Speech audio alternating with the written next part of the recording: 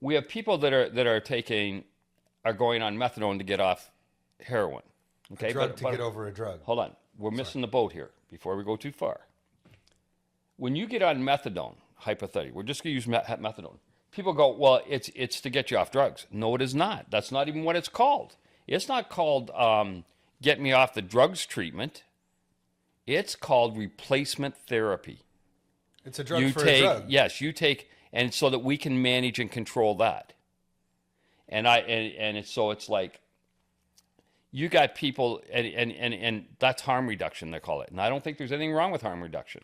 Well, there's replacement and then there's harm reduction. Harm reduction, that's replacement therapy is part of harm reduction. But here's the problem with harm reduction. Harm reduction, I'll tell you, let me give you an idea. I've worked in a few places. I want to give you why I'm saying what I'm saying. All right. I started off working at the detox here in town. Mm-hmm. After that, my next addiction job was in Toronto at Youth Clinical Services. And at Youth Clinical Services, I was on a committee that we started the needle exchange. Oh, you worked in one of these places. Okay. And so at the Jane and Finch area, I was the representative for the needle exchange. Okay.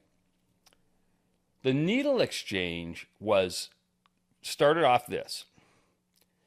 You bring me 5 needles, I'll give you 5 needles. You bring me 100 needles, I'll give you 100 needles. You bring me 1,000, I'll give you 1,000. Needle exchange. 1 for 1. Then what we found is the guys were going, well, I'm not bringing them back. Christ, I'm not doing that shit. So we go, okay, we'll just give you needles. So that's not a needle exchange anymore. So when you look at harm reduction, what happens many times, and I understand that we're trying to help people on this, but what we're really saying to a lot of people is, what is it that you won't do for yourself that we can do for you? So if you come into my office, I have a pair of hands that are just touching. Tips of the fingers are touching. One at the top, one at the bottom, and it's because I believe in giving a hand up, not a hand out. And I think that's where our problem is.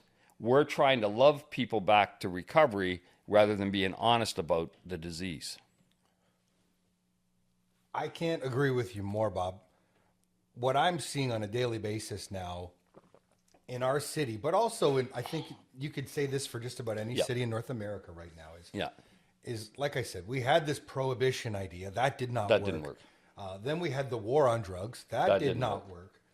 But now we've gone full opposite side of the spectrum where we have new, you work in the addictions field, so you probably know this much better than I do, but the new idea is love and compassion, housing first, harm reduction, not recovery. Okay. And it doesn't seem to be working. I guess my point is... Would you like to have my theory on why it's not working? I would love to talk about why. Because let's face it, I'll tell you why I don't think it's working, because you can call it whatever you want. You can call it housing. You can call it, giving money to people without having to have a residence. You can call it whatever you want. It's called enabling. If what we were doing to these people, if their parent was doing it, we would say that they were enablers. But enablers aren't just your family. Enablers can be the police department, the social services, the hospitals. It can be anything that allows me to stay in the position I am in. That's what enabler is. It enables that. And so